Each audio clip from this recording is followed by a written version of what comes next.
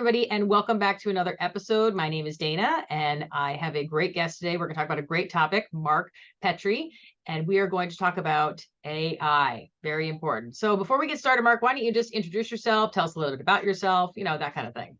Sure. Thanks, Dana. Happy to be with you today. I am currently working as a security specialist in compliance and risk management. I am responsible for many of the policies that my company deploys to govern our activities in the workplace. And we got a request for a policy that would govern the use of AI, particularly and ChatGPT, particularly by software developers.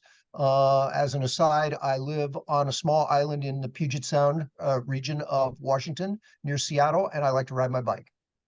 All right, perfect. That sounds great.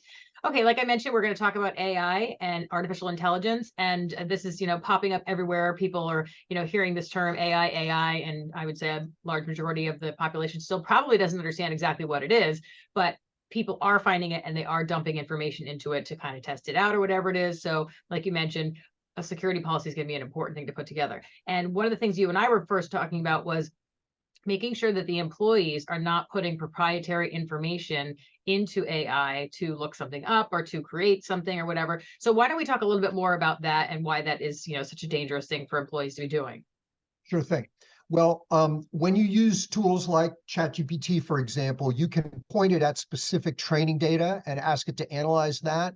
And our concern as we drafted our AI policy was that the training data used not have any proprietary or personally identifiable information in it, and it not reveal any corporate secrets or proprietary coding or standards or whatever. So you want to be sure that nothing that the tool touches is anything that you would want hidden behind your firewall. Do not, otherwise it's the same as putting it on the public internet, right? Then anybody's AI tool could then use what you published as training data. See, and I don't think a lot of people know that what they're doing is they're, basically dumping it into a database that, like you just said, somebody else could then pull it up. So that's obviously very important news that we have to spread, throughout. But okay, so now one thing is, how do we get buy-in from the employees? How are we going to know, how do we start doing this?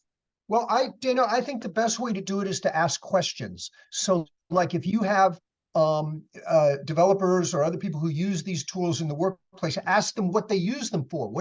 How do you use this tool today?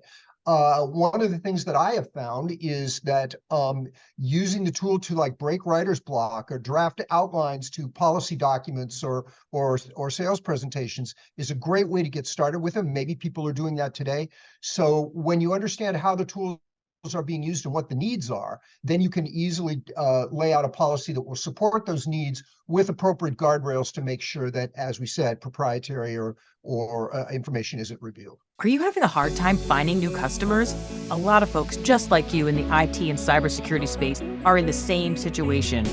And they have embraced a new opportunity to get new clients. They're doing this by growing their online presence and maximizing the power of LinkedIn. How, you ask? I have a tried and tested method called my Cyber Social Program. I myself have been on LinkedIn and now have over 3.5 million LinkedIn views, and over on YouTube, I have over 750,000 video views. So I can show you exactly how I have done that so that you can promote your organization and become the authority in your industry. And the best part is, I've done all of this organically without one paid ad.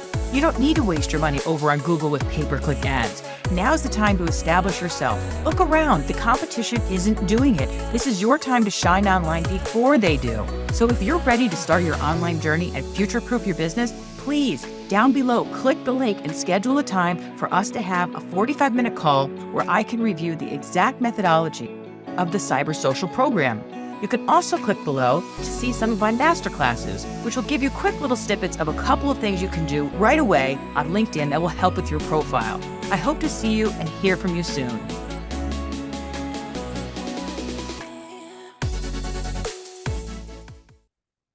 That's a very good point. And, when you start asking people questions, you kind of get a little bit of their buy-in too. So it's not just you telling them, hey, this is our new policy. It's let's talk about, like you just said, what are you using it for? So you kind of get a little bit more information as to what's the end goal of what they're trying to do with it. So I do like that a lot. That's really, really good. Okay, so let's say it's always better to get partnership than to try to drive it with a top-down authoritative, top shelf. The hammer. Yep, bring back the hammer. Boom, stop doing that. Okay, so now, we put the policy in place. Now, how do we even know if they are abiding by it or not abiding by it or no? Okay, so this is a really complicated topic because what you're opening onto is some kind of controls that will alert or alarm when the policy guidelines are violated.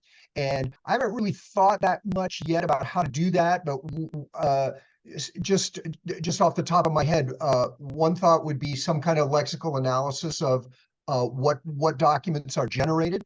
I would also say that in your AI usage policy, if you have generated code, for example, that be clearly identified that in the comments that this was generated by AI so that people know and they have an easier time maintaining it. I would say a third thing is getting people familiar enough with the tools so that they know what the limits are and don't just blindly overuse them. Mm-hmm. And isn't it so there's like certain dates that information is only updated to? Is that correct? Like I think it was 2021 or something, the original information in, ChatGPT. I don't know if that's that may be, I don't know. Yeah. What I get concerned about is that people would put source code into it, right? And it would optimize the code or revise it, right? And that code fragment may not be maintainable by anybody who comes along after you. Okay. Well, the reason why I mentioned cybersecurity regulation, CMMC, I had asked someone to help me with an article on it, and when they came back, you could tell that they must have used it and it was older information because it had the original framework of the 5. Right. I know exactly where this came from. So anyway. CMMC is, as you know, really evolving over time. It's not even finalized yet. But here's the other thing that I have read about, and it was in the context of litigation, is that ChatGPT actually made up synthetic case law. Did not exist. So when the court clerk or the opposing counsel went to Lexis to search for those cases that were cited in the brief, they did not exist. So it is. It will make up stuff based on inference, and you have to be really careful with that. Wow. You just need to be aware of what the limitations of the tool are. So before you and I were talking about where you could come up with a policy. So why don't you share with us that information? Right. So let's see. So I use the Microsoft Bing tool here, and my prompt was, using the voice of a CISO, please draft a policy document for use of AI tools in the workplace. So here we're using the tool, tell us how to use the tool. And it came up with, it started with a very, very nice outline. And this is the way we get started with it. And give some references, it started with Gatling and so forth. So that was the way that I started with our AI policy, partially to educate myself. It's an interesting exercise. So I would recommend that'd be a good place to start to help you in your world AI policy. And then humans have to go in and edit it and test it and make sure that it's acceptable and valid and relevant. Right. And I think that, like you just mentioned, to help educate yourself on what should be included in the policy. And I think that is a good tool for AI. For example, I know someone who was trying to write an application for a grant, and they had no idea how to do that. So I said, well, why don't you go in over there just to get a sample one so you have an idea of what it's supposed to look like, kind of thing. So, and then, like you said, then using it as a staple, and they can kind of go from there. Breaking writer's block. That's like the number one thing I use it for, is breaking writer's block. That's the perfect way to put it. It's perfect. All right. Well, this is really good. So now how do we make sure that we are keeping up to date with all this stuff? Because obviously this is changing at like light speed. So we need to keep up to date, and then we need to keep the employees up to date on whatever the new changes are. Well, I would say continuing with discussions like the one we're having here, maintaining awareness of forums or discussion groups that you may find in various places you frequent on the internet, and maybe even starting a working group in your company to proactively anticipate and provide guidance to the way people are using these tools. Because if you don't do that, it'll get out of control, and I'd be concerned something bad would happen. Well, this is really good. In particular, exposing proprietary or privacy-related information. Yeah, that's a very good point to hone in on. So before we go, is there anything else you want to add? I know this topic is like huge, and we could go over it forever and ever, but it's just good to have like a little starter conversation. No, I guess the only other thing is just to continue to emphasize that getting a groundswell of support by engaging people in your company, asking questions, what do they need, how do they use? This is the best way to get support for your policy as you deploy it. And then I think we're still kind of figuring out how we monitor adherence or detect non-compliance. I think that's still very much a work in progress. Perfect. Well, this was very, very helpful, and I really appreciate your time and coming on here with all your expertise. So thank you very much for that. You bet, Dana. Thank you. All right, and thank you for watching, and we'll see you on the next episode. Till then, bye-bye.